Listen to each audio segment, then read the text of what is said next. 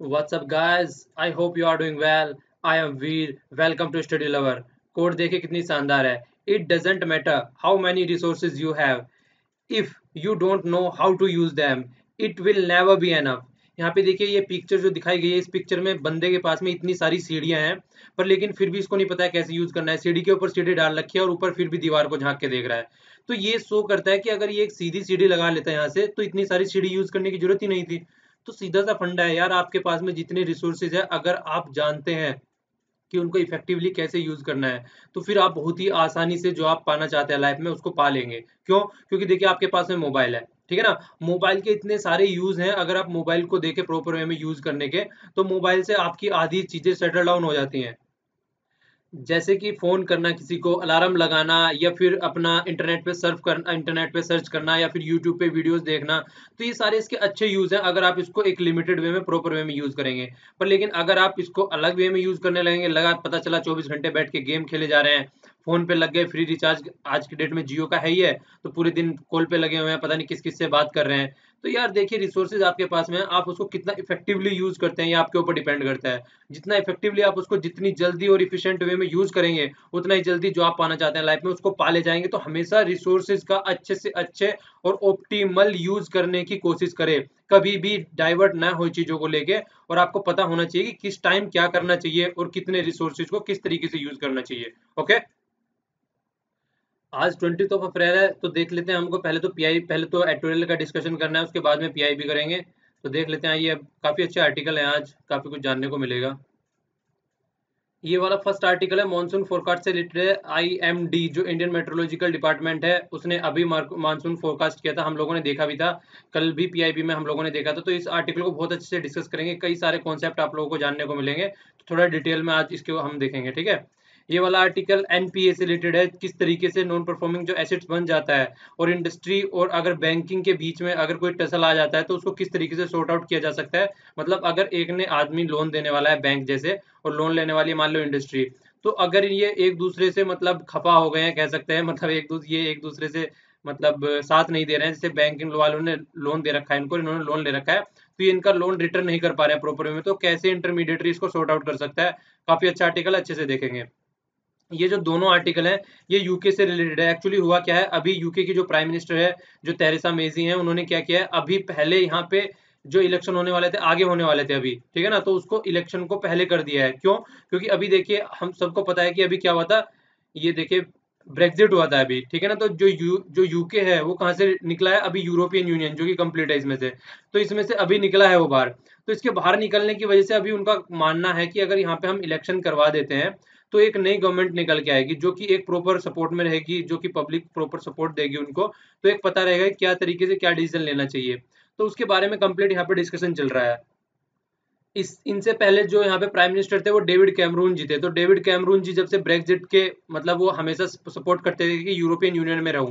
पर लेकिन जैसे ही वहां पे रेफरेंडम हुआ, रेफरेंडम में क्या किया गया, यूरोपियन यूनियन से बाहर निकलने की बात कर दी इन्होंने, कि यूरोपियन यूनियन से बाहर निकलना है, तो उन्होंने अपना इस्तीफा दे दिया. तो उसके बाद में ये प्राइम मिनिस्टर बन के आई. तो ये अब चाह रही है कि अगर इलेक्शन हो जाएंगे तो एक प्रॉपर लोगों का मैंडेट रहेगा, लोगों को पता रहेगा कि यूरोपियन यूनियन में से बाहर निकलने के लिए उन्होंने किसको सपोर्ट किया था. और उसके बाद में अब जो पार्टी वो ढंग से सेलेक्ट करेंगे, वही पार्टी कंप्लीट प्रोसेस करेगी यूरोपियन यूनियन से बाहर निकलने का. और कंप्लीट वो नहीं होता है, मतलब जिसने स्टार्ट कर दिया है, अब प्रॉपर आदमी की सपोर्ट होनी चाहिए. तो वो सब चीजों को देखते इन्होंने क्या बोला है कि इलेक्शन करा देते हैं पहले ही, टाइम से पहले इलेक्शन बुला दिए इन्होंने. तो जो दोनों आर्टिकल घूम रहे हैं इसी के इर्द गिर्द घूम रहे हैं कंप्लीट, मतलब उनके इंटरनल क्या है, कौन सी कंजर्वेटिव पार्टी है, जो वहाँ की कांग्रेस है वो कैसे काम करती है, क्या चल रहा है, मतलब वही सारी उनकी जो बोल बच्चनगिरी होती है जो अब तक देखते आ रहे हैं. तो हमारे पॉइंट ऑफ व्यू से तो कोई काम का नहीं है, क्योंकि वहाँ पे इलेक्शन होंगे और उसके बाद में रिजल्ट आएगा, तो तब हम देख लेंगे कि वहाँ पे रिजल्ट क्या है और अब किस तरीके से ब्रेक्जिट में से निकल रहे हैं, क्या चल रहा है. अब वहाँ पे अभी इन्होंने बोला है कि हम ऐसा करने जा रहे हैं, तो उसी पे फालतू में दो दो आर्टिकल लिख डाले इन्होंने, ठीक है.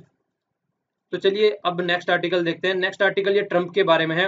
आर्टिकल अच्छा खासा है खैर, कि ट्रम्प के जो स्टार्टिंग में डिसीजन थे वो क्या थे, और अब जो उनके डिसीजन क्या हो गए हैं, और थोड़ा इंडिया के बारे में भी इन्होंने इस वाले पोर्शन में यहाँ पे बताया कि इंडिया को किस तरीके से अपने आप को यहाँ पे लेके चलना चाहिए, ठीक है. तो इस आर्टिकल को भी अच्छे से देखेंगे. ये वाला आर्टिकल जो पीएचडी की डिग्री या रिसर्च में जो डिग्री दी जाती है उससे रिलेटेड है, कि यहाँ पे बोला गया है कि जो डिग्री तो दी जाती है, जो रिसर्च तो की जाती है, इस तरीके का आर्टिकल पहले भी हम लोगों ने डिस्कस किया था कि डिग्री तो आती है, रिसर्च तो की जाती है, पर लेकिन उनका कोई मतलब नहीं होता है, क्योंकि यहाँ पे जिस तरीके से डिग्री दी जाती है उनका न तो कनेक्शन मार्केट के साथ में है। मतलब डिग्री अगर कोई रिसर्च भी कर रहा है, पीएचडी कर रहा है बंदा, तो उसको ये नहीं पता है कि करने के बाद में उसको जॉब भी मिल जाएगी क्या। तो यहाँ पे एक मतलब खाना पूर्ति आप लोग कहते हैं ना इसको, तो वो काम करने के लिए काम किए जाते हैं। एक तो बोल रहे हैं यहाँ पे कि अगर कोई डिग्री लेने जा रहा है तो आधे तो हॉस्टल में पड़े रहते हैं काफी टाइम तक, मतलब एमफिल में एडमिशन ले लेते हैं, तो इसकी वजह से वहां पे लेटे रहते हैं, जिससे कि एक सीट मिली रहे, आराम से उनको यूनिवर्सिटी में आने जाने का परमिशन मिली रहे। तो इस तरह की चीजें कई सारी डिस्कस की, इन्होंने बुक का भी जिक्र किया एक दो का, कि उस बुक में भी लिखा था कि साउथ एशिया में है वहाँ पे मतलब पढ़ाई कैसी है, किस तरीके से वहाँ चीजें कनेक्टेड है। तो आर्टिकल को देखेंगे, इसमें काफी कई सारे पॉइंट्स है, तो अपने लायक पॉइंट निकालेंगे यहाँ से। ये जो साइड वाला आर्टिकल है ये स्पार्क के बारे में है। स्पार्क की फुल फॉर्म क्या थी? Sustainable progress through application of research and knowledge. तो ये एक ऐसी बॉडी थी जिसको रिकमेंड किया गया है, बहुत ही सारी जो हमारी एमिनेंट जो साइंटिस्टों की एक कमेटी बनी थी, तो उसने रिकमेंड किया है कि ये इस तरीके की कोई स्पार्क नाम की एक बॉडी बनाई जाए। अभी देखिए टेंटेटिव नाम है इसका, ये अभी कंफर्मेशन नहीं है इसका कुछ। तो स्पार्क नाम की कोई बॉडी बनाई जाए, और जिससे हमारी जो यहाँ पे हमारी कंट्री में जिस तरीके का लेवल है एजुकेशन का, रिसर्च को देखते हुए, तो उसको किस तरीके से सही किया जाए। तो ये भी अच्छा खासा आर्टिकल है, इस वाले आर्टिकल को भी देखेंगे, और हमारे कंट्री में क्या सिस्टम है वो भी थोड़ा हम लोग डिस्कस करेंगे। ये वाला आर्टिकल यहाँ पे मैंने पूरा लिख दिया है, ये सारे क्वेश्चन है इसमें। ये फ्रीक्वेंटली आस्क्ड क्वेश्चन है, मतलब यहाँ पे बोला गया है कि जो वन रोड वन बेल्ट वाला कॉन्सेप्ट है उसकी सबमिट होने जा रही है, तो वो क्या है। फिर कह रहे हैं कि कौन कौन उसको अटेंड कर रहा है, इंडिया ने अटेंड क्यों नहीं किया है, और मतलब जो ये है इंडिया इसको अटेंड बाद में कर सकता है या नहीं कर सकता है, इसकी क्या आशंकाएं हैं। तो ये है, वैसे तो हम लोगों को सभी को पता है कि ये है क्या, तो यहीं पे इन क्वेश्चनों के मैं आंसर देता हूँ आप लोगों को। तो पहले तो यही देखते हैं कि ये है क्या, इसके बारे में कि ये है क्या, ठीक है।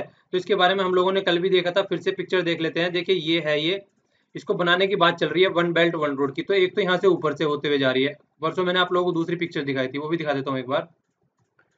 हमने ये वाली पिक्चर देखी थी, तो इसमें वन रोड वन बेल्ट की बात कर रहे हैं। तो रोड जो होते जा रही है वो ऊपर से होते हुए जा रही है यहाँ पे, और बेल्ट जो पानी से होते हुए जा रही है। पहले इंडिया में देखिए यहाँ पे सारा इंडिया से कनेक्टेड था, पर लेकिन अब इंडिया इसको कनेक्ट करने से रिफ्यूज कर रहा है। तो ये वाला प्रोग्राम है, तो यहाँ पे क्या होने जा रही है, अभी चाइना में इससे रिलेटेड सबमिट होने जा रही है, तो उसके बारे में बात कर रहे हैं। तो बोल क्या रहे हैं कि इंडिया, यहाँ पे क्वेश्चन देखिए अब, कि ये है क्या, ये सबमिट है क्या। तो अभी 14 से और 15 मई तक यहाँ पे होने जा रही है। तो चाइना ने इनवाइट भी किया इंडिया को, पर इंडिया की तरफ से बोला, चाइना ने ये भी बोला था कि हम यहाँ पे आपकी सीट खाली छोड़ेंगे, कि आप में से कोई आएगा या नहीं आएगा वो आपके ऊपर डिपेंड करता है, पर हम आपको यहाँ पे सीट दे रहे हैं। तो यहाँ से देखिए कोई बिजनेस या कोई भी करके जाएगा, पर देखिए गवर्नमेंट की साइड से नहीं जाएगा। उसी तरीके से होता है जिस तरीके से मतलब कि मतलब देखिए जाना भी नहीं है पर खाली भी नहीं छोड़ना है, वहाँ पे कुछ तो होना चाहिए ना, पता तो होना चाहिए कि चल क्या रहा है दुनियादारी में। तो इस तरीके से सबमिट होने जा रही है, तो यहाँ पे सब आके इंडिया की साइड से भी रहेगा, पर लेकिन गवर्नमेंट की साइड से प्रॉपर वे में नहीं रहेगा। उसका रीजन क्या है वो अभी आगे डिस्कस करेंगे हम। अटेंड कौन कौन कर रहा है, तो टोटल 28 मेंबर इसको अटेंड कर रहे हैं। 28 मेंबर में सबसे पहले तो पाकिस्तान हो गया, दूसरे नंबर पे रसिया हो गया, टर्की भी हो गया इसके साथ में, और श्रीलंका भी जा सकता है। मतलब ये सारी जो कंट्री है मैक्सिमम ये सारे यहाँ पे जाएंगे। अफगानिस्तान भी देखे जा सकता है मतलब। तो अभी 28 ने इसको कंफर्म कर दिया है, तो 28 तो जा रहे हैं, ये कंफर्मेशन आ गया है। इसके अलावा और म्यांमार के बारे में बोला जा रहा है कि म्यांमार आएगा, और इसके अलावा जो एक्सपेक्टेशन लगाया जा रहा है वर्ल्ड बैंक के जनरल सेक्रेटरी, ठीक है ना, वो यूएन के जनरल सेक्रेटरी और वर्ल्ड बैंक के भी चेयरमैन जो है, तो ये भी दोनों आने की बात चल रही है। तो इन दोनों के कौन से हेड हैं आप लोगों को दोनों को क्वेश्चन में बताना है इनका। यूएन, यू भी लिख दिया, यूएन और वर्ल्ड बैंक के, तो इनके भी आने की आशंका यहाँ पे लगाई जा रही है कि ये भी इसको अटेंड कर सकते हैं। तो आप लोगों को आंसर बताना है कि कोई इनके हेड अब कौन कौन है, इनके हेड अभी अभी चेंज हुआ था यूएन के। तो आप लोगों को क्वेश्चन में इनका आंसर देना है, ठीक है।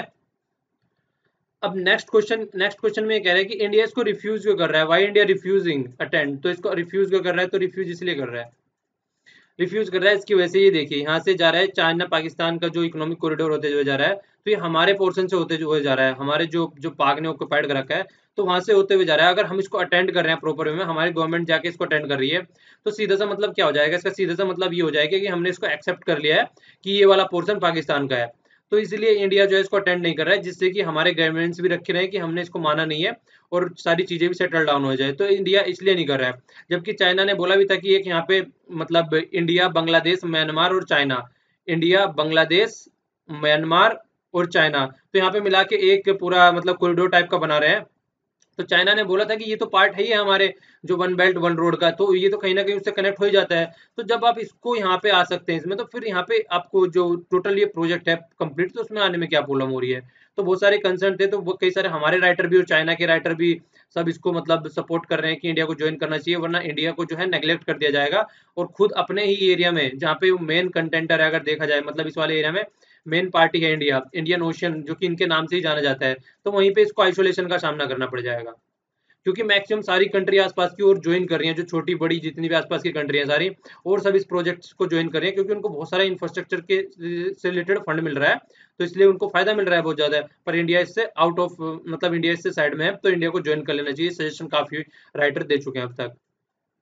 नेक्स्ट क्वेश्चन में क्या करें कि इंडिया इसको ज्वाइन कर सकता है फ्यूचर में। देखिए इंडिया ज्वाइन कर सकता है फ्यूचर में, अगर इंडिया के जो कंसर्न है उसको टैकल कर लिया जाए, इंडिया के जो इश्यूज है उनको टैकल कर लिया जाए।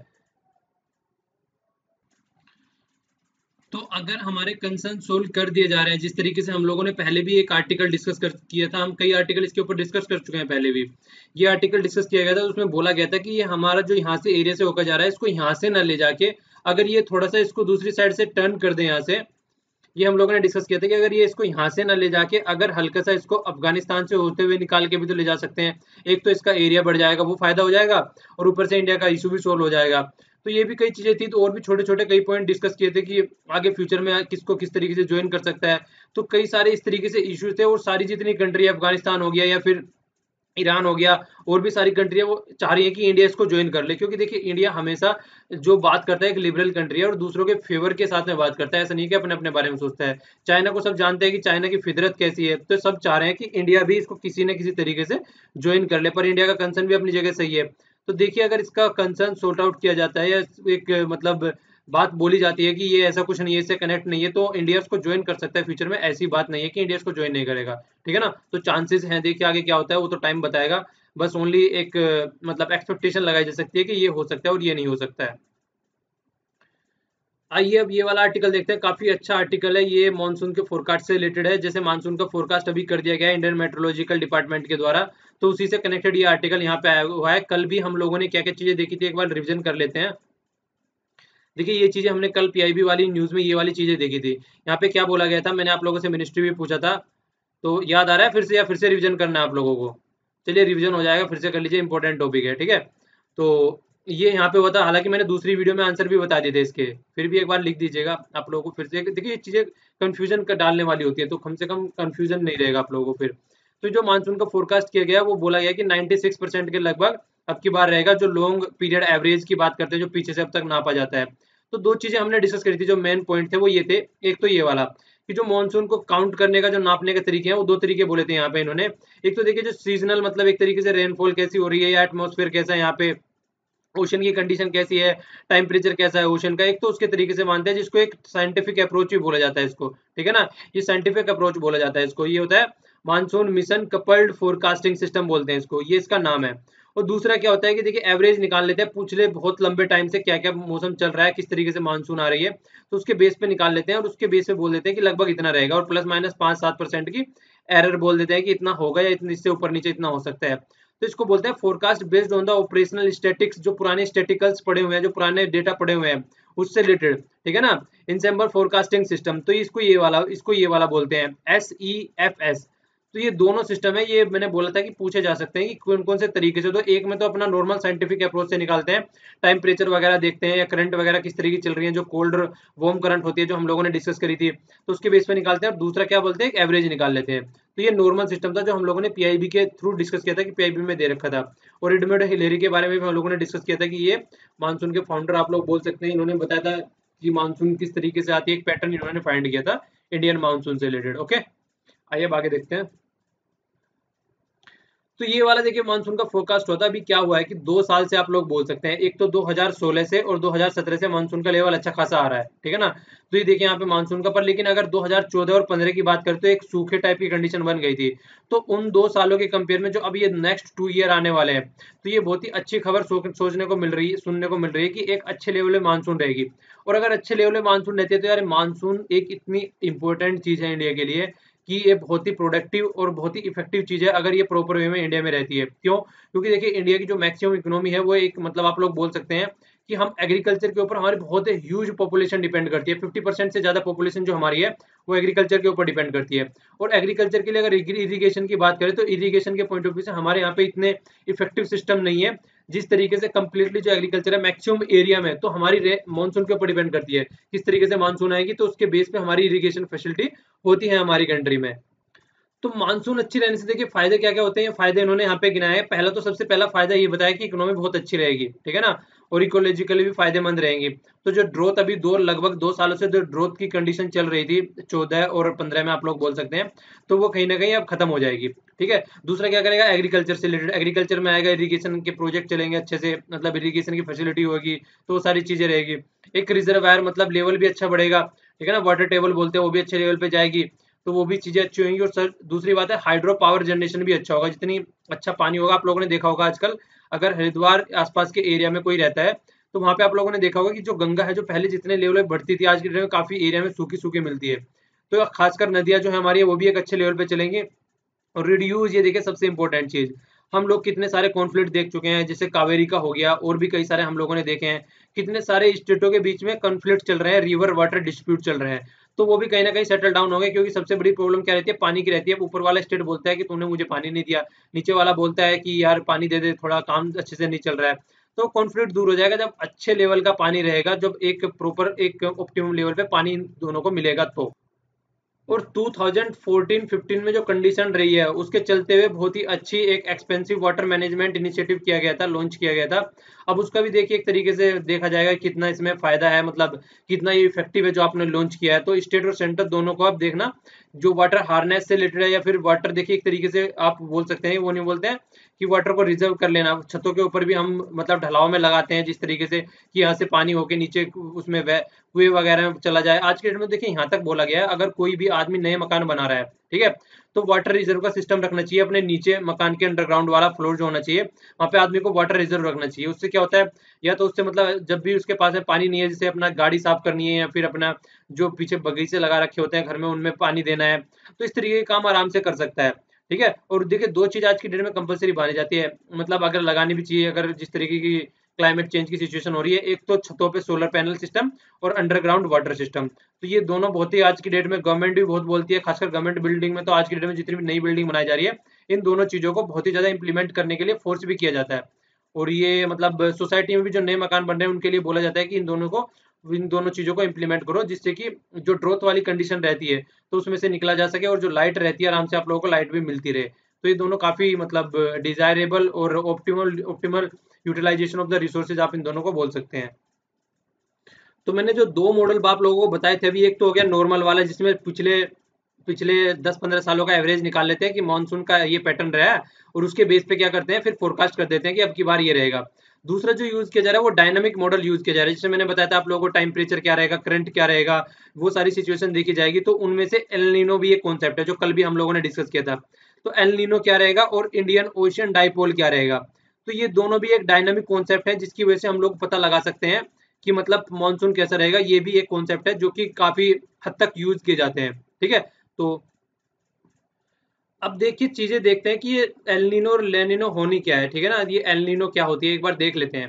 देखिए जो नॉर्मल टाइम रहता है, नॉर्मल टाइम में क्या रहता है, ये होता है ऑस्ट्रेलिया, ये मैप में देखिए आप लोग, फिलहाल ये ऑस्ट्रेलिया हो गया इधर यहाँ पे, और ये हो गया साउथ अमेरिका, ठीक है ना, और ये हो गया ऊपर नॉर्थ अमेरिका। तो ये इस तरीके से मैप इन्होंने थोड़ा टर्न आउट कर दिया है। अगर आप नॉर्मल मैप देखेंगे तो नॉर्मल मैप आप लोगों को ऐसे दिखेगा, ये यहाँ पे ये हो गया साउथ अमेरिका, ये हो गया नॉर्थ अमेरिका। अगर इसको घुमा के ले आए और यहाँ पे अपना पैसिफिक ओशन को जोड़ दें, और ये ऑस्ट्रेलिया के देखिए इधर से यहाँ पे चले जाएं, ठीक है, और इधर से यहाँ पे आ जाएं, तो ये इस वाले ओशन को ले रहे हैं, यहाँ पे पैसिफिक ओशन को बीच में ले लिया इन्होंने।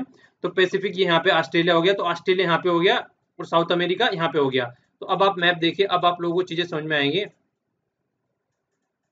तो ये तो हो गया इधर ऑस्ट्रेलिया हो गया, ठीक है ना, और ये उधर हो गया साउथ अमेरिका। अब थोड़ा घूम गया है मैप, ग्लोब को घुमा दीजिए थोड़ा, तो बीच में हमारा पैसिफिक ओशन हो गया। तो जितना भी काम हो रहा है पैसिफिक ओशन में चल रहा है यहाँ पे, ठीक है।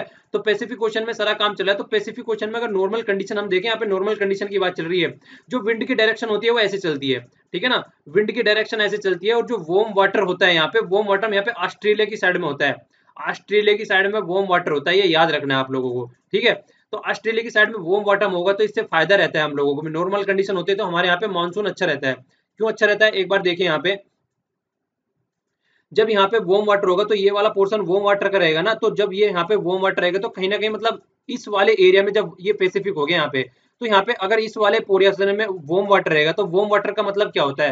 वार्म वाटर का मतलब सीधा सीधा ये होता है कि यहाँ पे अगर वार्म वाटर है तो यहाँ पे क्या है, प्रेशर क्या हो गया, यहाँ पे कम हो गया। समझिएगा इस चीज को, प्रेशर यहाँ पे कम हो गया। ठीक है, जब यहाँ पे प्रेशर कम होगा तो हमेशा क्या होगा, यहाँ पे प्रेशर हाई होगा, क्योंकि यहाँ पे क्या है, कोल्ड वाटर है, तो हमेशा क्या होगा, यहाँ से जो हवाएं हैं इस तरफ को बहनी स्टार्ट हो जाती है। इसी वजह से नॉर्मल टाइम पे जो मानसून है वो प्रॉपर वे में आता है, तो हवा इस तरीके से बहनी स्टार्ट हो जाती है। तो यहाँ पे अगर हॉट वाटर रहता है नॉर्मल टाइम में तो मानसून जो है वो ठीक ठाक रहता है, मतलब एक एवरेज मानसून रहता है। तो ये फंडा है यहाँ पे, तो इसलिए बोला जाता है कि जो नॉर्मल वो ज्यादा बेटर है। पर लेकिन जैसे यहाँ पे एल नीनो वाली कंडीशन आती है तो जो वार्म वाटर की कंडीशन है वो इधर ट्रांसफर हो जाती है, वार्म वाटर की कंडीशन इधर ट्रांसफर हो जाती है, ऑस्ट्रेलिया से जो है वो साउथ अमेरिका वाले पोर्शन में वार्म वाटर चला जाता है। तो साउथ अमेरिका वाले में वार्म वाटर चला गया, अगर साउथ अमेरिका वाले पोर्शन में वार्म वाटर चला गया है, अगर साउथ अमेरिका वाला मतलब इधर को देखें तो यहाँ पे वार्म वाटर आ गया है, तो अगर यहाँ पे कोल्ड वाटर रहेगा तो कोल्ड वाटर रहेगा तो यहाँ पे प्रेशर कम रहेगा, और जब यहाँ पे प्रेशर कम रहेगा तो यहाँ पे प्रेशर कम रहेगा तो जो मानसून वाली जो हवा चलती है इधर को, जो मानसून की वजह से यहाँ पे बारिश होती है तो वो कम होनी स्टार्ट हो जाएगी। तो एल नीनो हमेशा क्या करते हैं, नेगेटिव इंपैक्ट डालता है हमारे इस वाले पोर्शन पे। तो एल नीनो इसीलिए बोला जाता है, जब भी एल नीनो आता है 2 से 7 सालों के बाद में रिपीट होता है तो इस वाले पोर्शन पे नेगेटिव इंपैक्ट डालता है, जिसकी वजह से हमारी जो मानसून है उस पर इफेक्ट डालता है और मानसून अच्छे लेवल पे नहीं आ पाती है। पर लेकिन अगर हम एल नीनो की जगह ला नीना की बात करें, ला नीना क्या करता है, इस वाले कॉन्सेप्ट को और अपोजिट कर देता है बिल्कुल। जो यहाँ पे वार्म वाटर बोला था मैंने स्टार्टिंग में, वो वार्म वाटर और ज्यादा हो जाता है। तो जब भी ला नीना वाली कंडीशन आती है तो मानसून और अच्छे वाली आती है, और वार्म वाटर रहेगा तो और प्रेशर कम होगा, यहाँ पे और प्रेशर कम होगा तो यहाँ से हवाएं और तेज आएंगी, और जितनी ये हवाएं आएंगी ये पानी लेके आएंगी तो फिर ये बारिश कराएंगे।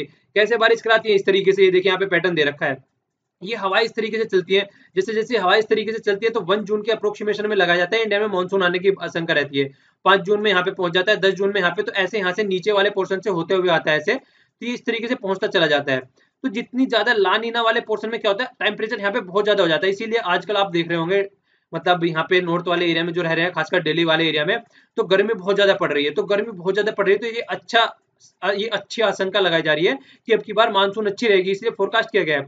तो जितनी ज्यादा गर्मी पड़ेगी उतनी ही जल्दी यहाँ पे क्या होगा, यहाँ पे जो है बहुत ज्यादा मतलब प्रेशर होगा, बहुत कम होगा, तो प्रेशर जैसे जैसे यहाँ पे बहुत कम होगा तो हायर प्रेशर से लोअर प्रेशर की तरफ को हवा बहनी स्टार्ट होगी, और जितनी भी वो हवा बहेंगी वो हवा क्या करेंगी, यहाँ से पानी लेके आएंगे, वाटर कंटेंट लेके आएंगे, और फिर हमारे एरिया में यहाँ पे बारिश करेंगी। तो ये टोटल फंडा होता है इसका, जो लानीना और एलिना का कॉन्सेप्ट होता है, तो ये इस तरीके से तो हमेशा याद रखिएगा। तो हमारे लिए तो ये कौन सी बेनिफिशियल है और कौन सी नेगेटिव है, तो ये आप लोगों को कॉन्सेप्ट का ध्यान रखना है। अब ये वाला जो लानीना हमारे लिए नेगेटिव हो गई, वो एलिना हमारे लिए नेगेटिव हो गई, गलत इंपैक्ट डाल रही है, और लानीना हमारे लिए अच्छी होगी, तो ये तो हमने एलिना लानीना का देख लिया। अब अगर यही पूरा ऑप्शन अगर ये इंडियन ओशन में हम देखें तो इसको बोलते हैं इंडियन ओशन डाइपोल। तो अगर इनको छोटे से एरिया में, मतलब अपने अपने एरिया में देखें, ये तो वर्ल्ड का फिनोमिना हो गया, पूरा पैसिफिक ओशन से लगा के वहां तक हो गया, पर लेकिन अगर इसको यहाँ पे देखा जाए तो अगर एक तो कंडीशन यहाँ पे बन रही है कि यहाँ पे देखिए, यहाँ पे बहुत ज्यादा गर्म कंडीशन बन गई, ठीक है ना, और एक यहाँ वाले एरिया में गर्म कंडीशन बन रही है, तो अगर यहाँ वाले एरिया में गर्म कंडीशन बन रही है तो हमारे लिए ज्यादा फायदेमंद है। क्यों? क्योंकि यहाँ वाले एरिया में गर्म कंडीशन बन रही है तो प्रेशर क्या होगा, यहाँ पे कम हो जाएगा, और यहाँ पे प्रेशर कम रहेगा तो यहाँ पे मानसून आने का फायदा ज्यादा रहेगा, जल्दी मानसून आएगा। और अगर इस वाले एरिया में ज्यादा प्रेशर बन रहा है तो क्या होता है, मतलब इस वाले एरिया में अगर टेम्परेचर ज्यादा बन रहा है, टेम्परेचर की बात कर रहे हैं, फिर से सुन लीजिए, कॉन्सेप्ट क्लियर होना चाहिए, 2 बार नहीं, 4 बार नहीं, 10 बार बताऊंगा, पर कॉन्सेप्ट को क्लियर कीजिए। जो ला नीना वाला कॉन्सेप्ट था वो दूसरा था, पर लेकिन अब देखिए हम क्या बात कर रहे हैं, अब हम बात कर रहे हैं जो इंडियन के ओशन में ले लीजिए इसको। अगर यहाँ पे टेम्परेचर ज्यादा हो रहा है, तो टेम्परेचर ज्यादा हो रहा है तो यहाँ पे क्या होगा, प्रेशर कम हो जाएगा, और यहाँ पे प्रेशर कम होगा तो हवाएं जो है वो ऐसे बहनी स्टार्ट हो जाएंगी, ठीक है ना, तो ऐसे बहनी स्टार्ट हो जाएंगी तो हमारे यहाँ पे जल्दी वो आएगा, मतलब हमारे यहाँ पे जल्दी बारिश आएगी और भरपूर बारिश आएगी। पर लेकिन अगर ये यहाँ पे ना होके, अगर ये टेम्परेचर यहाँ पे कम ना होके, टेम्परेचर अगर इस वाले एरिया में कम हो जाए, ठीक है, तो ये मानसून यहाँ पे आने की बजाय ये मानसून इधर को जाना स्टार्ट हो जाएगा, ऑस्ट्रेलिया वाले एरिया में जाना स्टार्ट हो जाएगा यहीं से ही, ठीक है ना। वो तो हमने वर्ल्ड का फिनोमिना देखा है, यहाँ पे देख रहे हैं हम, तो यहाँ पे भी अगर इस वाले इंडियन ओशन में ही बात कर रहे हैं हम, तो डाइपोल जो बनाया जा रहा है ये ओनली इंडियन ओशन में बनाया जा रहा है। तो इंडियन ओशन में देख लीजिए आप, अब यहाँ पे दोनों में कंफ्यूज मत होइएगा। अब देखिए ये अगर यहाँ पे चीजें हो रही है, मतलब इस वाले चीजें में चीजें हो रही है तो पॉजिटिव फेज है, तो हमारे यहाँ पे देखिए हैवी रेन दिखाई जा रही है इस वाले एरिया में। पर लेकिन अगर ये ऑस्ट्रेलिया वाले में हो रही है तो मानसून यहाँ पे नहीं आएगा, तो मानसून फिर इधर से होके इधर को निकल जाएगा, नीचे को ही निकल जाएगा, ऊपर तक पहुंचेगा ही नहीं इंडिया वाले पोर्शन में, तो क्या हो गया, नेगेटिव फेज हो जाएगा। तो ये इंडिया वाले डाइपोल की पोर्शन होगी, दोनों में कंफ्यूज नहीं होना है, वीडियो को फिर से पीछे करके सुन लीजिएगा। एल नीनो में क्या बताया, लाल नीनो में क्या बताया और इसमें क्या बताया। ये ओनली इंडियन ओशन के लिए हो गया यहाँ पे, और छोटे पोर्शन के लिए हो गया है। ऑस्ट्रेलिया और यहाँ पर कंफर्म मतलब कर सकते हैं हम इसको, पर लेकिन वो ऑल ओवर वर्ल्ड के लिए था जो एल नीनो और ला नीनो वाला कॉन्सेप्ट था। तो दोनों में क्लियरिटी रखना है माइंड में बिल्कुल, ठीक है ना। अब आगे चलते हैं। तो यहाँ मैंने नीचे इसकी डेफिनेशन भी डाल दी है। यहाँ पे इंडियन ओशन डाइपोल क्या होता है, इसी तरीके से बोला है, वेस्टर्न इंडियन ओशन में जो ऑल्टरनेटिवली वार्मर और कूलर टेम्परेचर होता रहता है। देन फिर क्या होता है eastern part of the ocean में। तो वेस्टर्न और ईस्टर्न पार्ट कौन सा हो गया, ये कौन सा हो गया यहाँ पे ईस्टर्न पार्ट हो गया, और ये कौन सा हो गया यहाँ पे वेस्टर्न पार्ट हो गया। तो इनमें जो टेम्परेचर चेंज होता रहता है उसकी वजह से जो इस वाले पोर्शन में, तो यहाँ पे इन देखिए नाम भी इन्होंने ले रखा है, इसमें भी कंफ्यूज मत होना। जिस तरीके से यहाँ पे क्या लिखा हुआ है इल नीना लिखा हुआ है, इसी तरीके से यहाँ पे इंडियन नैनो लिखा हुआ है, ठीक है ना। तो इंडियन नैना लिखा हुआ है, तो ये इसी तरीके से कॉन्सेप्ट है, दोनों को कंपेयर कर सकते हैं हम। तो ये भी हमारे मानसून पे इफेक्ट डालते हैं, तो अब की बार इसको भी काउंट किया है हम लोगों ने अपनी फोरकास्ट के लिए, ठीक है ना। तो ये बात आप लोगों को याद रखनी है, इसको डायनामिक कॉन्सेप्ट बोल रहे हैं ये। तो आगे देखिए क्या बोल रहे हैं कि देखिए एक आशंका ये लगाई जा रही है, जो एलनीना आएगी वो जो लास्ट जब मानसून हमारा खत्म हो चुका होगा लगभग अक्टूबर नवंबर में जाके, ठीक है ना, तो तब जाके यहाँ पे एलनीना आने की कंडीशन है। तो तब तक हमारा क्या रहेगा, एक नॉर्मल रीजनेबल रेन हो जाएगी और ज्यादा इंपैक्ट नहीं डालेगी। तो ये एलनीना और लानीना के बारे में बात कर रहे हैं कि दोनों एक दूसरे के अपोजिट होती है, तो आप लोगों को ये याद रखना है, ठीक है ना। तो इनके कुछ वर्ड भी होते हैं, ब्रदर सिस्टर कुछ ऐसा करके इनको बोलते हैं, मतलब ये क्राइस्ट वो चाइल्ड क्राइस्ट और प्लांट इमकाना कुछ करके बोलते हैं। दो नाम है इनके, कई बार पूछे जाते हैं। बताइएगा, पूरे बताना नहीं चाह रहा हूं मैं, क्योंकि आप लोग सर्च करेंगे तो आप लोगों को पता चलेगा। इनके दोनों के एक अलग अलग नाम होते हैं, ठीक है ना। एक को लड़का बोलते हैं, एक को लड़की करके बोलते हैं। तो क्राइस्ट चाइल्ड ऐसा करके कुछ बोलते हैं, तो आपको दोनों के नाम लिखने हैं, ठीक है। दोनों के नाम लिखने हैं कमेंट बॉक्स में। कॉन्सेप्ट तो मैंने आप लोगों को बता ही दिया क्या है कंप्लीटली। तो देखिए जून तक जो है यहाँ पे लगाया जा रहा है कि मतलब मानसून आ जाएगी लगभग प्रॉपर वे में, और हाफ द पॉपुलेशन जो हमारी एग्रीकल्चर के ऊपर डिपेंड है, तो ये भी हम लोगों को देखना है। तो हमारे यहाँ पे प्रोडक्टिविटी अच्छी खासी होने की बात कर रहे हैं, ठीक है ना। तो जो फादर ऑफ द यहाँ पे बोला जाता है इंडिया में जो है एग्रीकल्चर के, तो एम एस स्वामीनाथन जी को बोला जाता है, ठीक है ना। वर्ल्ड में किसको बोला जाता है आप लोगों को कमेंट बॉक्स में देना है। तो बोला गया है कि देखिए अगर यहाँ पे प्रॉपर वे में चीजें होती रहती है तो कई सारी चीजें सही तरीके से हो जाती हैं फिर। तो वो सही क्या होती है, जो हम लोगों ने अभी डिस्कस करी थी पीछे, कि मतलब सारी चीजें अच्छे रहेंगी प्रॉपर वे में, मतलब सारी चीजें अच्छी रहेंगी, हेल्थ मतलब सारे रिजर्वायर अच्छे हो जाएंगे, लड़ाई नहीं होगी स्टेटों के बीच में। पर लेकिन अगर ड्रोथ की कंडीशन बन जा रही है तो तब क्या होता है, ड्रोथ की कंडीशन बनने के बाद में देखिए एक तो प्लांट को प्रोटेक्शन करना पड़ता है, प्रोटेक्ट देना पड़ता है उनको, वाटर हार्वेस्टिंग करनी पड़ती है, ठीक है ना। और पोस्ट हार्वेस्टिंग टेक्नोलॉजी मतलब किस तरीके से वाटर को लंबे टाइम तक रखा जाए, वो सारी चीजें भी हम लोगों को देखनी पड़ती है। तो इसीलिए अगर देखा जाए इंडिया के बारे में और दूसरी कंट्री के बारे में कंपेयर कर रहे हैं, कि इंडिया में जो वाटर को हार्वेस्ट किया जाता है, इंडिया में जो वाटर को जो हार्वेस्ट किया जाता है, जिस तरीके से वाटर को यूज किया जाता है, तो उसके बारे में ये बात कर रहे हैं यहाँ पे। तो यूज करने का वाटर बड़ा डिफरेंट फंडा है दोनों में। इंडिया में अगर देखा जाए जो ग्रेन उगाए जाते हैं वो 2/3 ज्यादा पानी लेते हैं अगर इन कंट्रियों में देखा जाए। तो इंडिया को भी उसी तरीके की कुछ टेक्नोलॉजी यूज करनी चाहिए जिससे यहाँ पर भी मतलब चीजें जो है वो प्रॉपर वे में होने लगे। तो प्रॉपर वे में किस तरीके से करना है, वे फॉरवर्ड में क्या बोल रहे हैं यहाँ पे, ये बोल रहे हैं कि देखिए एक तो सबसे पहली बात तो है क्रिएट पॉन्ड्स, अपने तालाब वगैरह बनाओ जो कि आज के डेट में भरते जा रहे हैं, मिट्टी डालते जा रहे हैं उस पर। और प्रोवाइड द सोलर पावर से यूज करनी चाहिए मोर फार्म्स को, ये भी फायदेमंद चीजें रहेंगी। और एक मतलब मैकेनाइज्ड ऑपरेशन प्रॉपर वे में होना चाहिए। ड्रिप इरिगेशन होनी चाहिए, ड्रिप इरिगेशन कल भी दिखाया था मैंने आप लोगों को। तो अगर इससे पानी का इफेक्टिव यूज इसको आप लोग बोल सकते हैं, इससे अच्छा यूज कुछ नहीं है पानी को कि पौधे तक पहुंचा दिया जाए बस पानी। और जो छोटे फार्मर है अपना बेचारा खुद से कुछ नहीं कर सकते, उनको भी फायदा पहुंचाना चाहिए, टेक्नोलॉजी और फाइनेंस से हेल्प करनी चाहिए, ड्रिप इरिगेशन हो गई यहाँ पे। और देखिए जो एक बात और बोल रहे हैं, जो नॉर्मल मानसून होता है उसके कंपेयर में जो फिर क्या होता है, नॉर्मल मानसून रहता है तो अच्छा रहता है, पर लेकिन अगर मानसून अच्छा नहीं रह रहा है तो क्या होता है, वाटर का स्ट्रेस हो जाता है सिटीज में भी। और अच्छा रहता है तो देखिए यहाँ पे भी सिटीज में भी वाटर अच्छा जाता है, तो सिटीज को अच्छा वाटर मिलता है तो फिर प्रॉपर वे में चीजें चलती रहती हैं। तो साइंटिफिक हार्वेस्टिंग होनी चाहिए वाटर की, जिसको अच्छे से वाटर को यूटिलाइजेशन किया जा सके। तो एक कंप्लीट आर्टिकल हो गया, काफी लंबा खिंच गया कॉन्सेप्ट कई सारे थे इसमें, ठीक है। चलिए आगे चलते हैं हम। देखिए यहाँ पे हम पहले भी डिस्कस कर चुके हैं बहुत बार, एनपीए की प्रॉब्लम आ जाती है जिसको नॉन परफॉर्मिंग एसेट्स बोलते हैं। मतलब जो लोन दिया जाता है बैंकों के द्वारा किसी भी इंडस्ट्रियलिस्ट को या किसी भी आदमी को, अगर वो लोन रिटर्न होने की आशंका उनको लगता है कि रिटर्न नहीं मिलेगा और उस पर इंटरेस्ट भी नहीं मिल रहा है, तो उसको 90 दिनों के बाद में नॉन परफॉर्मिंग एसेट्स घोषित कर दिया जाता है, ठीक है। तो आज की डेट में जो पब्लिक सेक्टर बैंक है उनका अराउंड 7 लाख करोड़ एनपीए हो चुका है। तो जो 7 लाख करोड़ एनपीए हो चुका है, तो उसके बारे में बात कर रहे हैं कि ये इस तरीके की चीजों को सेटल डाउन कैसे किया जाए। आरबीआई ने भी कई तरीके के स्टेप्स लिए हैं इस चीजों को सेटल डाउन करने के लिए, पर लेकिन जो उसको सेटल डाउन करने के लिए जितने भी स्टेप लिए हैं उसका जो रिजल्ट रहा है वो नहीं निकल पा रहा है फिर भी। तो होता क्या है नॉर्मली, तो ये सारी चीजें होने के बाद में मतलब फिर भी सब जो प्रॉपर वे में है डिलीवर नहीं कर पाए हैं।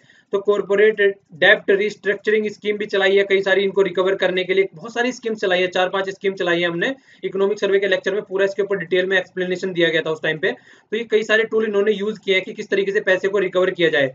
तो वो सारे जितने भी इन्होंने टूल यूज करे हैं वो सारे टूल कहीं ना कहीं फेल हो चुके हैं इसको रिकवर करने के लिए, ये बोला गया है यहाँ पे।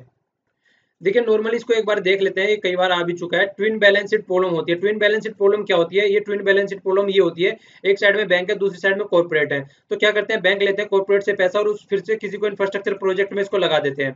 अगर इंफ्रास्ट्रक्चर प्रोजेक्ट प्रॉपर वे में काम नहीं कर रहा है, अगर इंफ्रास्ट्रक्चर मान लीजिए इन्होंने कोई रेलवे लाइन बनानी है, कुछ भी करना है और इन्वायरमेंट प्रोटेक्शन की वजह से वो अटक गया इनका प्रोजेक्ट, तो इन्होंने पैसा दे दिया, इन्होंने पैसा लगा दिया, पर लेकिन उससे कुछ रिकवर नहीं हो पा रहा है। तो रिकवर नहीं हो पा रहा है तो ये इनका लोन भी नहीं दे पा रहे हैं वापसी, और इनका इंटरेस्ट भी नहीं दे पा रहे हैं, तो कुछ भी इनको रिटर्न नहीं मिल रहा है। तो इस तरीके का जो बन जाती है ट्विन बैलेंस शीट प्रॉब्लम कहते हैं इसको। मतलब दो चीजों में बैलेंस बना के चलना चाह रहा है तो शीट जो है कंप्लीट नहीं हो पा रही है, तो ना तो इसको कुछ मिल पा रहा है और इसी तरीके से ये भी इनका भी पैसा फंसा हुआ है यहाँ पे। तो इन चीजों को सॉर्ट आउट करने के लिए इस तरीके की चीजें तो बहुत ही सारे, लगभग जब हमारी इकोनॉमी बूम पे चल रही थी 2000 के एयरफेयर में, 2002, 3 और 4 के एयरफेयर में, तो उस टाइम पे चल के ये बहुत ज्यादा मतलब प्रोजेक्ट थे वो इस तरीके के हो गए कि बहुत ही अंधाधुंध इन्वेस्टमेंट किया गया, पर लेकिन ये नहीं देखा गया कि प्रोजेक्ट की प्रोडक्टिविटी क्या है। तो उस टाइम पे चल के इस तरीके की सिचुएशन बन गई थी। तो अब देखिए क्या बोल रहे हैं, ये प्रॉब्लम बता रहे हैं कि डायरेक्ट जो आप जो बातें करते हैं जाके कि हमारा पैसा दे दो, बैंकर जो है डिबिटर से डायरेक्ट पैसे करता है जाके, तो उसको ये बोल रहे हैं साइड में रख दो। ठीक है, ये बोल रहे हैं कि उसको साइड में रख के आप लोगों को क्या करना चाहिए। देखिए अगर नॉर्मली आप डायरेक्ट जाके बातें कर रहे हैं ना, तो उसमें बहुत ही कम चांसेस है कि आप लोग उनसे पैसे निकलवा पाओगे। ठीक है, तो एक ये मतलब सॉरी, तो नॉर्मली आप अगर किसी से पैसा ले रहे हैं, आपका बहुत दिनों से पैसा नहीं मिलेगा, आप क्या बोलेंगे जाके, भैया मेरे पैसे दे दे, वो बोलेगा नहीं देता, वो कह रहा है, वो बोलेगा सीधा जाके कि ठीक है नहीं दे रहा तो मैं तुझे देख लूंगा। ठीक है, तो इस तरीके की सिचुएशन आती है, तो दोनों में जो कंडीशन है वो खराब बन जाती है। पर इन्होंने क्या बोला है कि मीडिएशन अप्रोच अपनाने के लिए बोला है। मीडिएशन अप्रोच बनाने के लिए बोला है कि कोई भी इंटरमीडिएटरी आदमी रहे, दोनों आदमियों से जाके बात करे, तो इससे एक बेटर सॉल्यूशन निकल सकता है। ठीक है ना, इससे एक बेटर सॉल्यूशन निकल सकता है। और ये जो बात करनी है इसको ज्वाइंटली भी कर सकता है, दोनों को एक साथ बैठा के, और या फिर सेपरेटली भी कर सकता है, सेपरेट अलग अलग दोनों से बात करे कि डिस्कस करे कि क्या क्या प्रॉब्लम है, क्या क्या इशू है। तो वो सारी चीजें एक दूसरे से डिस्कस करे, अगर कि किस तरीके से डेप्ट में रियायत दी जा सकती है, पेमेंट को रीशेड्यूल किया जा सकता है, इंटरेस्ट को रिडक्शन किया जा सकता है, और इसके अलावा भी जो आगे फ्यूचर में भी एडिशनल क्रेडिट दिया जा सकता है। तो अगर इन कुछ पॉइंट्स पे ये बैठ के अलग अलग या दोनों से ज्वाइंटली बातें करें, तो वो ज्यादा सॉल्यूशन फुल रहेगा, वो अच्छा सॉल्यूशन रहेगा एज कम्पेयर टू डायरेक्ट बात करना किसी से।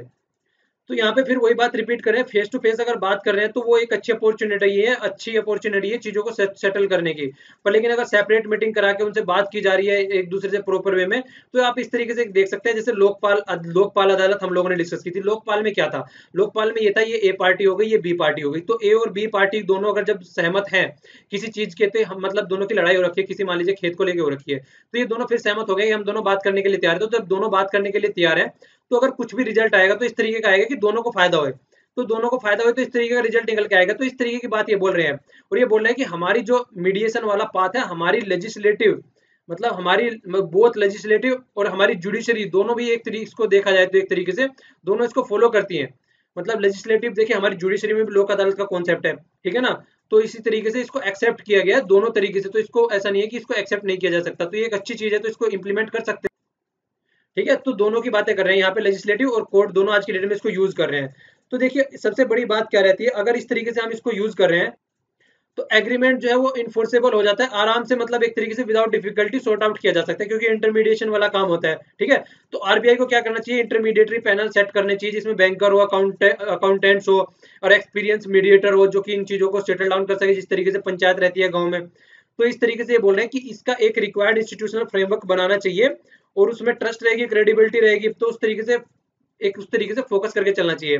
और फ्रीडम ऑफ फियर रहेगा, क्योंकि देखिए आज के डेट में जो पैरालाइजेशन हो चुका है वो डिसीजन मेकिंग में, वो क्यों हो चुका है, सबसे बड़ी बात ये रहती है, एक आपने बात सुनी होगी कि डिसीजन न लेना भी एक बहुत बड़ा डिसीजन है। तो डिसीजन न लेना भी बहुत बड़ा डिसीजन है, ये हमारी सिस्टम में आजकल घुस चुका है बहुत अंदर तक।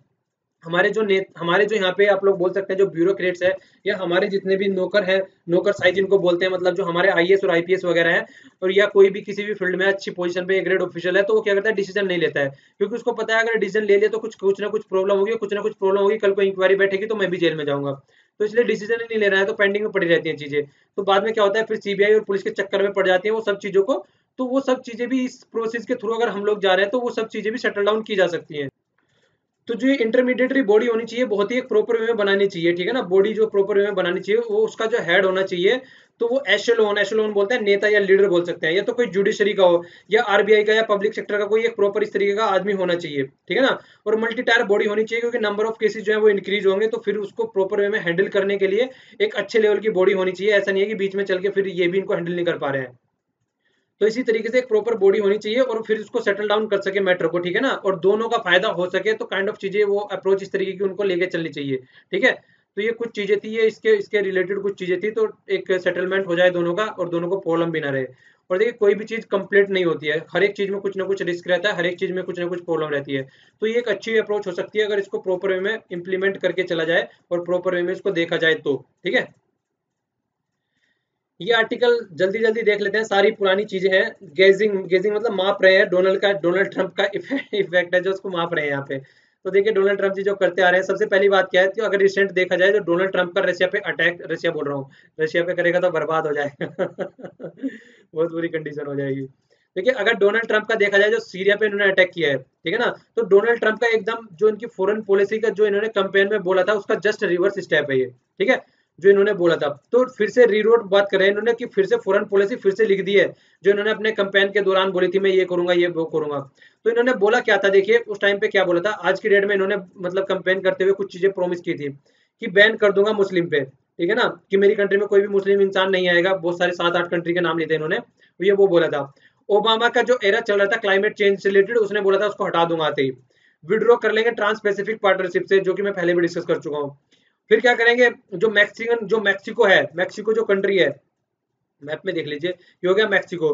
तो मैक्सिको कंट्री है, तो यहाँ पे बोल रहा था कि मैं दीवार बना दूंगा, ठीक है ना, उसके लिए दीवार बना दूंगा, जो ओबामा केयर चल रहा है वो बंद कर दूंगा। तो काइंड ऑफ चीजें इसने बोली थी, ठीक है ना। तो ये सारी चीजें इसने बोली थी कि मैं ये आते ही ये वाले सारे काम कर डालूंगा।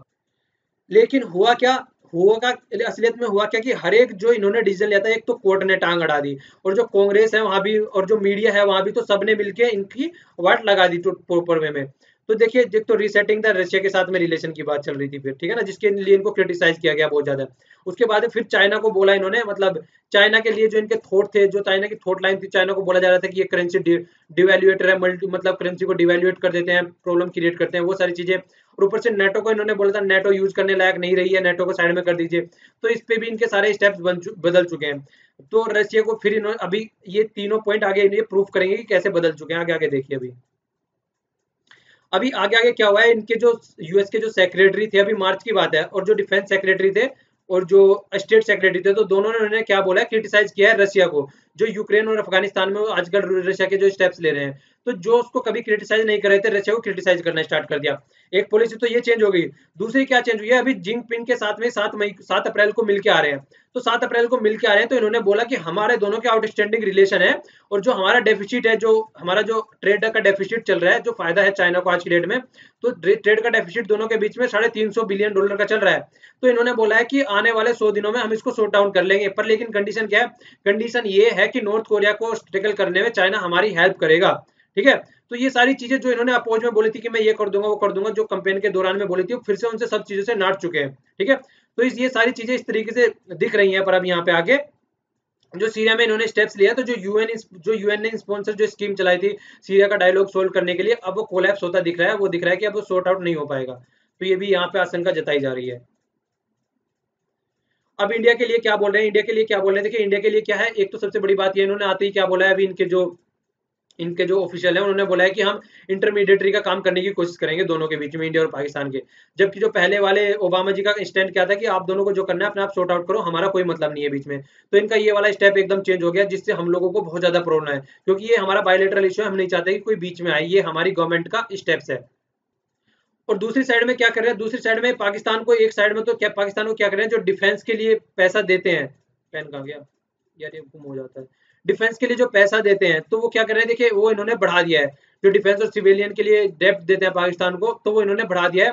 और दूसरी साइड में क्या कर रहे हैं, दूसरी साइड में क्रिटिसाइज भी कर रहे हैं कि पाकिस्तान सपोर्ट कर रहा है अफगानिस्तान में टेररिस्ट को।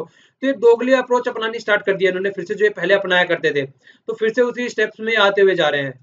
और दूसरी साइड में अगर देखा जाए तो यूएस जो इन्होंने अफगानिस्तान में बम गिराया, तो वो भी देखा जाए तो पाकिस्तान को कहीं ना कहीं उससे डर भी लग रहा है, मतलब कल को ये हमारे ऊपर भी इस तरीके का वो कर सकता है। तो जो अनप्रेडिक्टेबल जो बिहेवियर बन गया है इनका, जो बिना पैंदी का जो लोटे वाला बिहेवियर बन गया है, किधर को भी ढुलक जा रहे हैं, तो उस चीजों को हमको देख के चलना पड़ेगा। हमको अपना जो हमने अपनी जो पिछले लगभग बोल रहे हैं कि जो 3 सालों में हमने पिछले टाइम में जो मतलब ओबामा जी के टाइम पे जो हमने अपना एक फाउंडेशन बनाया था, वो फाउंडेशन हमको डोनाल्ड एडमिनिस्ट्रेशन जो मतलब ये डोनाल्ड ट्रंप के जो टाइम पे है उसको देख के चलना पड़ेगा। आज के डेट में एक लीडर की तरह बिहेव नहीं कर रहा है। अगर सुपर पावर को देखा जाए तो उसका पता रहता है कि अगर इस तरीके की चीजें होगी तो वो प्रेडिक्टेबल रहता है कि मान लीजिए किसी ने किसी के ऊपर आक्रमण कर दिया तो अमेरिका वहां पे आएगा और उसको सपोर्ट करेगा और उसको रोकेगा। तो एक कंसिस्टेंसी रहती है उसके, एक प्रेडिक्टेबिलिटी रहती है जो उसका डिसीजन मेकिंग में रहती है। पर ये सुपर पावर की एक डिसीजन मेकिंग नहीं है, ये इस तरीके की प्रेडिक्टेबिलिटी नहीं दिख रही है, ये तो बिल्कुल बच्चों वाली हरकतें कर रहा है। तो ये यहाँ पे आर्टिकल में ये सब बोल रहे हैं। देखिए हमारे यहाँ पे डिग्री सबके पास में होती है पर लेकिन एम्प्लॉयमेंट किसी के पास में नहीं होता है। तो डिग्री वर्सेस एम्प्लॉयमेंट के ऊपर ये आर्टिकल है। तो आर्टिकल में बोला गया है, तो डिप्लोमा डिसीज, ये बुक लिखी थी डिप्लोमा डिसीज करके, द डिप्लोमा डिसीज, ठीक है ना। तो ये क्या था, ये 1976 में, हाँ जिस टाइम पे हमारे यहाँ इमरजेंसी, आप लोग बोल सकते हैं इमरजेंसी लगी हुई थी, तो रोनाल्ड डोरेन ने ये बुक लिखी थी। तो इसमें क्या बोला गया था, ये साउथ एशिया रीजन के ऊपर लिखी गई थी। साउथ एशिया रीजन वाला जो हमारा भी रीजन आ जाता है, सार्क वाली कंट्री सारी आ जाती हैं। तो उसमें क्या बोला गया था कि लोगों के पास में डिग्री है पर किसी के पास में जॉब नहीं है, जॉब किसी के पास में नहीं है, एम्प्लॉयमेंट किसी के पास में नहीं है, पर डिग्री सबके पास में है। और आज की डेट में क्या किया गया, अभी यूजीसी ने जो अभी स्टेप्स लिया था उसमें क्या बोला गया था, कर्टेल कर दी गई है सीट एमफिल और पीएचडी को लेके।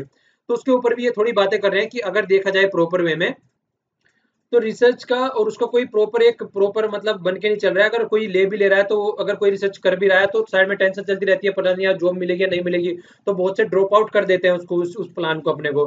तो ये बोल रहे हैं कि किस तरीके से रिसर्च की कंडीशन हमारी कंट्री में चल रही है, उसको उसको बोल रहे हैं। देखिए आज की डेट में अगर देखा जाए तो बहुत से स्टूडेंट है जो आज की डेट में अलॉट मतलब जो पीएचडी में रिसर्च के लिए एडमिशन लेते हैं, पर लेकिन होता क्या है, आज के डेट में जो आदमी है जो उनको सुपरवाइज करता है, जो जिसके अंडर में काम करते हैं, तो वो भी बहुत क्रिटिकल सिचुएशन में है। क्योंकि देखिए एक प्रॉपर काम होता है काम को करने का, जो सुपरवाइजर है वो एक बहुत ही एक बोला है यहाँ पे स्टूडेंट की लाइफ लाइन है, ठीक है ना। तो वो इंटेलेक्चुअल लाइफ प्रोवाइड कराता है सुपरवाइजर पर, लेकिन अगर सुपरवाइजर को देखा जाए तो सुपरवाइजर के पास में टाइम ही नहीं है। अगर नॉर्मल तरीके से देखा जाए सुपरवाइजर के क्या क्या बोला कि सुपरवाइजर को अगर नॉर्मल तरीके से प्रोफेशनल वे में देखा जाए तो मोर देन 6 to 8 आदमी पीएचडी वाले और 1 or 2 एमफिल वाले तो उनको दिए जाते हैं। और उसके साथ में क्या दिया जाता है, उसके साथ में जो यूनिवर्सिटी में काम होता है, एसए की कॉपी चेक करना है, एग्जाम कराना है, उसको देखना। तो ये सारी चीजें कराने के बाद में सुपरवाइजर के पास में टाइम ही नहीं पड़ता है कि वो ढंग से सुपरवाइज कर सके। तो पीएचडी क्या रह गई, पीएचडी तो वो होगी ना जो प्रॉपर वे में कोई काम करके चले, उसको प्रॉपर वे में देखा जाए कि सही कर रहा है गलत कर रहा है। तो हमारे यहाँ पे जो सुपरवाइजर रहते हैं उनके पास में टाइम ही नहीं है, कोई मॉनिटर करने वाला ही नहीं है चीजों को, कौन मॉनिटर कर रहा है। तो आगे देखिए क्या बोल रहे हैं, अगर कोई आदमी आज की डेट में पीएचडी वगैरह में या फिर रिसर्च में कोई एडमिशन ले रहा है तो वो आदमी सीरियस नहीं है। ये नहीं है कि वो नेसेसरली उसको पता है कि वो डॉक्टर बनेगा। तो उसके बहुत सारे हैं, बहुत सारे तो ले लेते हैं यहाँ पे कि एक मतलब यहाँ पे रहते रहे, एक तो मतलब यूनिवर्सिटी में रहने के लिए मिल जाए अपना आराम से, और इस तरीके से तो उसमें हॉस्टल में रहने के लिए मिल जाए, जब तक अपना जॉब नहीं मिल रही है, कुछ पीएचडी कुछ नहीं हो पा रहा है, तो तब तक अपना ये तो रहेगा कम से कम हॉस्टल में रह रहे हैं और उनको कम से कम एक वो स्कॉलरशिप टाइप की मिल रही है। तो ये यही चीजें बोल रहे हैं कि पहले अगर आपको पीएचडी के लिए सीटें बनानी है और पीएचडी के लिए ढंग से स्टूडेंट बनाना है, ये नहीं है कि दिल्ली में आगे पीएचडी करेगा वो ढंग से रहेगा। तो दिल्ली के जो आसपास वाले एरिया है पहले उनका भी एक लेवल बढ़ाओ, उनको भी एक अच्छे लेवल में लेके आओ, तब जाके पीएचडी कराना लोगों को, तब जाके फायदेमंद हो सकता है, तब जाके इंटेलेक्चुअल आदमी निकल के आएंगे। और इनके जो पीएचडी कर रहा है एक तरीके से ये भी सजेशन दिया जा सकता है कि जो पीएचडी कर रहा है कम से कम उसको ये तो बताओ कि इतना होने के बाद में तुझे कंफर्म जॉब मिल जाएगी। पीएचडी करते करते माइंड में रहता है कि पता नहीं यार क्या हो पाएगा, पीएचडी करने के बाद जॉब नहीं मिल रही है तो नॉर्मल ग्रेजुएशन वाले की तो बात ही छोड़ दीजिए। यहाँ पे जो बात कर रहे हैं स्पार्क के बारे में बात कर रहे हैं, तो स्पार्क किस तरीके से चीजें हो सकती हैं, किस तरीके से चीजें चल सकती हैं, तो उसके बारे में देखिए अभी हुआ क्या है। अर्लियर दिस ईयर क्या हुआ है, बहुत सारे साइंटिस्टों ने मिलकर एक रिपोर्ट तैयार करी है और उस रिपोर्ट जो मोदी जी को सबमिट किया है, रिपोर्ट का नाम था Vigyan 2030 science and technology as a pivot, मतलब सेंटर आप लोग बोल सकते हैं, for the job opportunity and the national transformation. तो ये इसका टाइटल था, टाइटल आप लोग याद रख सकते हैं। तो आज की डेट में रिपोर्ट ने क्या बोला है, कॉन्फिडेंस सबका खो चुका है जिस तरीके से चीजें हो रखी है यहाँ पे, एक एम्बिशन किसी के अंदर देखने को नहीं मिलती है, और एक मतलब साइंस की तरफ को आप लोग अगर देखें बिहेवियर लोगों का तो वो चेंज होता जा रहा है। आज की डेट में कोई भी साइंस को लेके नहीं चलना चाहता, हर क्या कर रहा है बीए बीएससी कर ले आराम से, बीए वगैरह, और कुछ भी चल के अपना जॉब ले ले बस किसी भी तरीके से। तो ये आज की टेंडेंसी होती जा रही है और सही भी है, जिस तरीके से अगर साइंस करने पे कुछ फायदा नहीं हो रहा है तो क्यों आदमी वहां पे जाके एडमिशन ले। और जो लेवल होगा मीडियम और लेवल का होगा, एक अच्छे लेवल पे कोई सोचने की बात ही नहीं कर रहा है। तो इन्होंने दो रिकमेंडेशन दिए। सबसे पहली क्या बोली है इन्होंने, जो चीजों पे फोकस करके चलना चाहिए, जो दो रिकमेंडेशन है की वाली। एक तो बोला है सबसे पहले क्या बोला है, ये बोला है डिस्कवरी आर्म, तो डिस्कवरी आर्म के बारे में बोला है, ठीक है। और दूसरा बोला है डिलीवरी आर्म, तो डी के बारे में बात करी है इन्होंने यहाँ पे। तो फर्स्ट में क्या होगा, फर्स्ट में डिस्कवरी में ऑर्गेनाइजेशन करना है इनको एक प्रॉपर वे में, मतलब रिसर्च और एक्सपर्टीज रखने हैं। जर्नलिस्ट नहीं रखने हैं, रिसर्च और वो एक्सपर्टीज रखने हैं जो कि प्रॉब्लम को सॉल्ट आउट कर सके, बेसिक रिसर्च की जो प्रॉब्लम है उसको सॉर्ट आउट कर सके, और एक लोकल लेवल पर और बेसिक लेवल पर लोगों को बता सके, एक मतलब लोगों के अंदर चेतना जगा सके, आप लोग कह सकते हैं कि मतलब साइंस में भी आ सकते हैं आप लोग और अच्छा फ्यूचर है इसमें। और डिलीवरी वाली बोर्ड बात तो सबसे मस्त है। इसमें क्या बोला गया है कि इंडस्ट्रीज को पब्लिक प्राइवेट पार्टनरशिप के साथ में करके मतलब एक एम्प्लॉयमेंट जनरेशन के उसमें लेवल में लेके आओ, ठीक है ना। तो तब जाके फायदा रहेगा। और क्या करना चाहिए, सबसे बड़ी बात है डायरेक्टली रिपोर्ट करे प्राइम मिनिस्टर को। जो स्पार्क है, स्पार्क का मतलब क्या है, sustainable progress through application of research and the knowledge. तो ये इस तरीके की बॉडी होनी चाहिए। अभी ये टेंटेटिव नाम है जो मैंने आप लोगों को बताया था। तो जिस तरीके से हमारे यहाँ पे प्रिंसिपल साइंटिफिक एडवाइजर जो गवर्नमेंट ऑफ इंडिया का है, एक तो इस तरीके के ऑफिस की बात कर रहे हैं, नीति आयोग का भी कुछ इसी तरीके का ऑफिस है। पर लेकिन अगर काउंसिल और साइंटिफिक रिसर्च के बारे में देखें तो उसके सामने बहुत सारे चैलेंज है। वो मतलब प्रॉपर में काम ही नहीं कर पा रहे हैं। और जो डिपार्टमेंट ऑफ एटॉमिक एनर्जी या साइंस वाले डिपार्टमेंट लीजिए, वहाँ पे ब्यूरोक्रेटिक हर्डल बहुत ज्यादा है, कोई चीजें हो ही नहीं पा रही है वहाँ पे। तो ये सारी चीजें सॉर्ट आउट की जा सकती हैं। और आगे क्या बोल रहे हैं देखिए, आगे क्या बोल रहे हैं, बोल्ड स्टेप्स लेने में भी आदमी यहाँ पे डर रहे हैं। बोल्ड स्टेप्स लेने में, अगर उनको बोल्ड स्टेप्स लेने के लिए बोला जा रहा है, अकाउंटेबल रहना पड़ता है फाइनेंस मिनिस्टर को। ज्यादा खर्चा हुआ, कहाँ पे हुआ, क्या नहीं हुआ, ये सारी चीजें पूछी जाती हैं उनसे। और रिजुवनेट एडमिनिस्ट्रेशन करने की बात कर रहे हैं कि एडमिनिस्ट्रेशन को रिजुवनेट किया जाए। फिर ये कह रहे हैं, पर राइटर क्या कह रहे हैं, जो स्पार्क आप लोगों ने बना दिया है, इसकी गारंटी है कि ये प्रॉपर वे में काम करेगी, जो आप जो सोच रहे हैं वो सारे पर्पज को फुलफिल करेगी। तो जितने आप लोगों ने कंसर्न बनाया वो सारे आपकी रिपोर्ट प्रॉपर वे में फुलफिल करेगी, इसकी क्या गारंटी है। तो ये भी बात बोल रहे हैं। देखिए यहाँ पे थोड़ा सा स्ट्रक्चर दिया गया है। प्राइम मिनिस्टर को जो डिपार्टमेंट जो स्पेस है हमारा इसरो वाला है, वो डायरेक्ट मिलता है वहां पे जाके, ठीक है ना। तो यहाँ पे इसरो हो गया तो वो डायरेक्ट उसको वो करता है। ये सारी इसकी आर्म्स वगैरह हो गई, अंतरिक्ष ही हो गई, जो इसकी मतलब कमर्शियल ब्रांच है, जो कि बाहर के जितने भी सैटेलाइट वगैरह यहाँ पे आ रहे हैं उनको लॉन्च करना है, किसको क्या देना है, वो सारी ये डिसाइड करता है। तो ये वाली ऑर्गेनाइजेशन इतने अच्छे से काम कर रही है। तो काइंड ऑफ ऑर्गेनाइजेशन अगर बनी जाए जो कि डायरेक्ट प्राइम मिनिस्टर को वो करे, और एक उसका कमर्शियल विंग अलग हो जिससे कोई इंटरफियर ना हो, तो वो सब चीजें अगर की जाए तो एक प्रॉपर वे में काम होकर चल सकता है। तो ये स्ट्रक्चर यहाँ पे काइंड ऑफ स्ट्रक्चर अगर दिया जाए तो। ये यहाँ पे पीआईबी की न्यूज है। इसमें देखिए जो अभी 123 बिल आने वाला है, 123 बिल आने वाला है, ये बैकवर्ड कमीशन से रिलेटेड है, ठीक है ना। तो इसके बारे में यहाँ पे जिक्र किया गया है पीआईबी में। तो क्या जो पुराने वाला जो नेशनल बैकवर्ड जो कमीशन बनाया गया था, कॉन्स्टिट्यूट किया गया था, वो नेशनल बैकवर्ड जो एक्ट था हमारा 1993, उसके बेस पे बनाया गया था। वो क्या करता था, एग्जामाइन करता था जो रिक्वेस्ट वगैरह आती है सिटीजन से बैकवर्ड क्लासेस के, तो उनकी कुछ भी कंसर्न आ रहे हैं उन सब चीजों को देखा करता था वो। तो वो चीजें वो किया करता था बैकवर्ड कमीशन हमारा। और किसको इंक्लूड करना है, किसको निकालना है, उस पे भी इसी का फोकस रहा करता था। वही सब चीजें ये हैंडल करके चला करता था। तो वो क्या करता था, वो चीजें बस ओनली सुना करता था। तो जो उनके सॉर्ट आउट नहीं कर सकता था, जो ग्रीवेंस होते हैं उनके सॉर्ट आउट नहीं किया करता, बस सुना करता था। तो आप लोग कह सकते हैं वही पेपर वाली जो अथॉरिटी होती है, पेज पे बना दी है चीजें बस, लेकिन इंप्लीमेंट कुछ हो नहीं रही है। पर लेकिन अब जो नया आ रहा है वो 123 जो अमेंडमेंट बिल लेके आने की बात करें, सबसे पहले तो आप लोगों को ये याद रखना है 338 आर्टिकल 338 आर्टिकल कॉन्स्टिट्यूशन में ये इसमें इंसर्ट किया जाएगा, ठीक है ना। और जो प्रपोज किया गया ये क्या करेगा, सोशली और एजुकेशनली बैकवर्ड, ये वाली टर्म यहाँ पे इंसर्ट की जा रही है। पहले क्या बोला जाता था यहाँ पे, और नॉर्मली क्या बोला जा रहा है, बैकवर्ड क्लासेस बोला जा रहा है, ठीक है ना। तो यहाँ पे बोला जाएगा सोशली और एजुकेशनली बैकवर्ड क्लासेस, इसको नाम दिया जा रहा है। अब और तो सारे फंक्शन इसके रहेंगे, और नेक्स्ट फंक्शन जो होगा ग्रेवेंस भी, अब ये जो सोशली और बैकवर्ड सारे फंक्शन पुराने वाले, और प्लस जो ग्रेवेंस जो वहां पे वो नहीं सुन सकता था, अब ये ग्रेवेंस भी सुनेगा, उसका बताएगा कि ये होना है या ये नहीं होना है। तो जो ये नया वाला आएगा ये क्या करेगा, जो 1993 का जो रिडेंडेंसी है, मतलब जो एक्ट है ये वाला, उसको रिपील कर देगा, ये खत्म हो जाएगा। और आर्टिकल 366 में मॉडिफाइड करेगा डेफिनेशन, ये सोशली और एजुकेशनली बैकवर्ड वाली जो बात है, ठीक है ना। तो ये वाली यहाँ पे इसको डेफिनेशन को चेंज करेगा। और प्रॉपर वे की जो डेफिनेशन बैकवर्ड क्लासेस की दे रखी है वो यहाँ पे दे रखी है, ठीक है ना, इस वाले आर्टिकल में दे रखी है। तो ये बैकवर्ड से रिलेटेड है। तो दो तीन चीजें आर्टिकल ये वाला इंसर्ट किया गया है, ये तो इसी वाला अमेंडमेंट है। तो इसमें सबसे बड़ी इंपॉर्टेंट है ग्रेवेंस को ये फॉलो करेगा। तो इस तरीके के क्वेश्चन डायरेक्ट पूछे जा सकते हैं कि नए वाले बिल में क्या क्या चीजें डाल रहे हैं, तो ये वाले पूछे जा सकते हैं क्वेश्चन। अब पीआईबी में फिर से ये न्यूज थी, कई बार हम डिस्कस भी कर चुके हैं वैसे। अब जो कैबिनेट ने अप्रूव कर दिया है, जो इलेक्शन कमिश्नर ने पूछा था कि जो voter verifiable paper audit trial जो वीवीपीएटी की बात कर रहे थे, तो उसके लिए अप्रूव कर दिया है। तो जो परचेज किया जाएगा वो लगभग इतना, वह जितनी मशीन परचेज की जाएंगी, ठीक है ना, और हर एक की कॉस्ट लगभग 19,000 और 20,000 के करीब रहेगी, और टोटल एस्टिमेशन जो लगाया गया है वो 3,000 करोड़ के लगभग लगाया जा रहा है। 2 कंपनी बनाएगी, याद रखना है आप लोगों को, भारत इलेक्ट्रॉनिक लिमिटेड और electronic corporation of India, Hyderabad, ये बेंगलोर में है, ये हैदराबाद में है। दोनों आइडेंटिकली बनाएगी, ये नहीं है कि ये दूसरी बनाएगी और ये अलग बनाएगी, दोनों एक जैसी ही बनाएंगी। तो ये एडिशनल ट्रांसपेरेंसी का सिस्टम एक आ जाएगा, जो कि सबसे पहले पॉलिटिकल पार्टी ने इलेक्शन कमिश्नर को बोला था कि इस तरीके की चीजें होनी चाहिए लगभग 2010 में, ठीक है। तो उससे बाद में फिर देखिए इसको इंट्रोड्यूस करने की बात की गई और चेंज किया गया। जो इलेक्शन कमिश्नर का रूल है 1961, उसमें रूल चेंज किया गया। तो है क्या, ये मैंने आप लोगों को पहले भी दिखा चुका हूँ, ये एक तरीके का प्रिंटर है। प्रिंटर है, ऐसे तरीके से यहाँ पे देखा जाए, जिस तरीके से प्रिंटर रहता है, तो ये कनेक्ट हो गया यहाँ पे, और यहाँ पे आप लोगों को चीजें दिखेंगी। ये मशीन है जिसमें वोटिंग आप लोग डालते हैं, और ये बाहर से कहीं से भी कनेक्ट नहीं रहेगा, ओनली मशीन से कनेक्ट रहेगा, ठीक है। तो ये चीजें हम लोगों ने देखी थी, और 3 चीजें इस पे दिखाएगा, ये फिर से देख लीजिए। नाम रहेगा, सीरियल नंबर रहेगा, और सिंबल रहेगा जिस पॉलिटिकल पार्टी को आप लोग दे रहे हैं उसके कैंडिडेट का। ये चीजें दिखाएगा जो कि आप लोगों से पूछी जा सकती है, इसको याद रखना है। स्लिप आप लोगों को दिखाई जाएगी स्क्रीन पे, वो स्लिप आप लोग 7 सेकंड तक आप लोगों को दिखेगी किसको आप लोगों ने डाला है। ये टाइम भी आप लोग देख लीजिएगा, यहाँ पे 7 सेकंड तक रहेगी। इसके बाद में वो कट के नीचे गिर जाएगी, ठीक है ना, उसके नीचे गिर जाएगी। ना तो उसको आप ले सकते हैं और ना ही उसको कोई दूसरा आदमी ले सकता है, ओनली बॉक्स में रहेगी, जो कि बॉक्स सील रहेगा।